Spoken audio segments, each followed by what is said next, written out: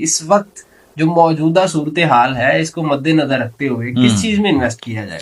देखिए रेहान, पहली बात तो ये है कि हमारा मसला है सबसे बड़ा ये है कि हम भेड़ चाल का शिकार हो जाते हैं। ठीक है, अब देखें ना, बहुत से मामलात में जब दूसरे मुल्क की करेंसी को लेते हैं तो उसके पीछे गोल्ड की वैल्यू को देखते हैं, गोल्ड की पावर देखते हैं, उसके पीछे गोल्ड की पावर होगी तो उसी वजह से करेंसी डेवलप होती है ना। तो ईरान के तो मैं समझता हूँ अभी बहुत खुद हालात मखदूश हैं और मसाइल का शिकार है और उनको तो ये किस्तों पे लेने से क्या मसला होगा? मसला ये होता है कि बहुत सी सोसाइटियाँ फेक होती हैं, मसाइल होती हैं, फिर कानूनी पेचीदगियों के मसाइल और उनको लोग डिलीवर नहीं कर पाते। तो हमारे साथ मौजूद हैं astrologer sir M A Shami. इनसे जानेंगे कि आप एस्ट्रोलॉजी को मद्देनजर रखते हुए क्या सजेशन देंगे लोगों को, देखने वालों को किस बंदे को किस चीज में इन्वेस्ट करना चाहिए। अस्सलाम वालेकुम सर। जी वालेकुम सलाम। सर खैरियत से हैं? अल्हम्दुलिल्लाह। इंट्रो से बखूबी अंदाजा हो गया होगा कि मैं क्या पूछना चाह रहा हूँ कि इस वक्त जो मौजूदा सूरत हाल है इसको मद्देनजर रखते हुए किस चीज में इन्वेस्ट किया जाए?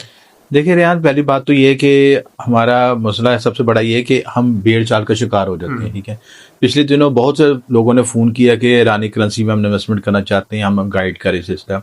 तो मैंने उन्हें सख्ती से मना किया कि चीज़ है कि ये बबल बना हुआ है, इसमें आपने इन्वेस्टमेंट नहीं करनी। ठीक है, अगर करनी भी तो माइनर से कर लें आप चीज़ें कि आपको, क्योंकि सबका ख्याल है कि ईरान दुनिया की बड़ी ताकत बन जाएगा और वो उसकी करेंसी बहुत बूम हो जाएगी और जो हमने पैसे उनके लिए होंगे तो वो डबल ट्रिपल हो जाएंगे, हम अरबपति हो जाएंगे।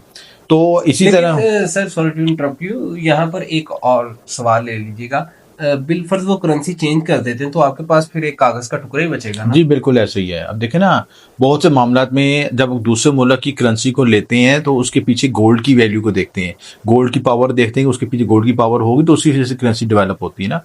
तो ईरान के तो मैं समझता हूँ अभी बहुत खुद हालात मखदूश हैं और मसाइल का शिकार है और उनको रीबिल्ड होने में टाइम लगेगा और इनकी करेंसी डी वैल्यू होने के ज़्यादा चांसेस होंगे। तो इसमें आप दूसरी बात ये कि जायचे का एनालिसिस प्लेंटी पोजीशन का देख लिहाज से देखा जाए तो ये टाइम इस वक्त फेवरेबल नहीं है किसी चीज़ में इन्वेस्टमेंट करने का। हाँ, ये है कि जो सॉलिड इन्वेस्टमेंट है, अब जिसके अलावा इन्वेस्टमेंट के बहुत से सवाल पूछते हैं, गोल्ड में करें, सिल्वर में करें। पिछले दिनों सिल्वर का ट्रेंड चला था, सिल्वर के ट्रेंड की वजह से लोगों ने बड़े लॉसेस किए। चांदी की कीमत जब नीचे आई, ठीक है, तो उसमें बहुत से लोगों का नुकसान हुआ। और देखिए चांदी का तल्लक आपके मून के साथ इसी है। देखिए मून जिस तरह कम या ज्यादा होता है उसी तरह उसकी वैल्यूएशन में सडन तब्दीली आती है। और जो गोल्ड का तल्लक है आपका जुपिटर के साथ है, तो जुपिटर एक स्टेबल चीज है। तो आप जिस तरह चांद घटता बढ़ता है जुपिटर अपनी जगह कायम रखता है, ब्लेसिंग है। तो दुनिया में देखें जितनी भी आपकी करेंसीज हैं उनके पीछे गोल्ड की वैल्यूएशन है, उसकी वजह से वो स्टेबल है। तो गोल्ड में इन्वेस्टमेंट करना सबसे बेस्ट है, चाहे थोड़ी मिकदार मिले चाहे ज़्यादा मिकदार मिले, जितने आपके मसाइल हैं गोल्ड में इन्वेस्टमेंट करें। इसके अलावा जो ज़मीन में प्रॉपर्टी में जो एसेट जो कि हमेशा और पायदार चलने वाले हैं और उनकी हमेशा वैल्यू जो है हमेशा स्टेबल रही रहनी है। और अगर आप कोई प्लॉट लेते हैं या कुछ चीज़ लेते हैं तो कोशिश करें कि किस्तों पर ना लें, उसको डायरेक्ट इन्वेस्टमेंट करें ताकि आप लॉसेस से बच सकें। नहीं तो ये किस्तों पे लेने से क्या मसला होगा? मसला ये होता है कि बहुत सी सोसाइटियाँ फेक होती हैं, मसाइल होती हैं, फिर कानूनी पेचीदगियों के मसाइल और उनको लोग डिलीवर नहीं कर पाते। तो अक्सर ऐसे केसेस देखने में आता है। तो मैं तो ये कहूँ कि जब मुल्क में अनस्टेबिलिटी हो और आपको वेरिएशन हो और ऐसे केसेस पहले नजर आ रहे हो तो आपको अपनी इन्वेस्टमेंट सोच समझ के इस्तेमाल करनी चाहिए। तो किन किन बंदों को गोल्ड में इन्वेस्ट करना चाहिए? देखें गोल्ड के लिहाज से तो जुपिटर तो सबको चाहिए, जुपिटर तो ब्लेसिंग है, जुपिटर तो आपकी पॉजिटिव एनर्जी है।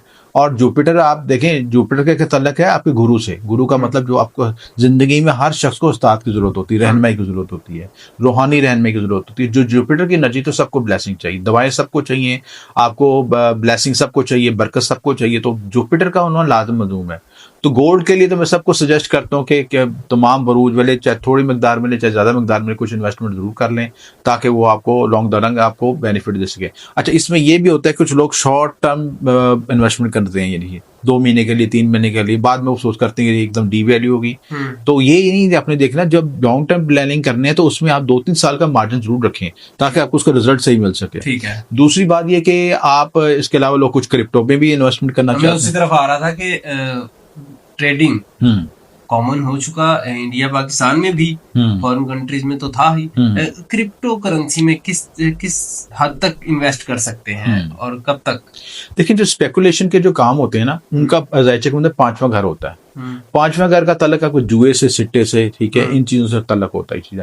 अगर आप ट्रेडिंग करते हैं, ट्रेडिंग में देखें बहुत से लोग अपने लॉसेस कर लेते हैं चीजें, और बड़ी बड़ी इन्वेस्टमेंट उन्होंने लगाई होती है क्रिप्टो में भी, कि लोग ने बहुत अपनी जमा पूंजी खर्च कर ली है, और उसी वक्त पे वो लोग, कुछ लोग ऐसे होते हैं जो बहुत बूस्ट भी कर देते हैं। लेकिन लिहाजा ये जरूरी है कि आप जायचा का एनालिसिस करें, कि अपने फिफ्थ हाउस की पोजीशन देखें, आपके जायचे में पांचवें घर की, 11वें घर की पोजीशन क्या है, सेकंड हाउस की पोजीशन क्या है।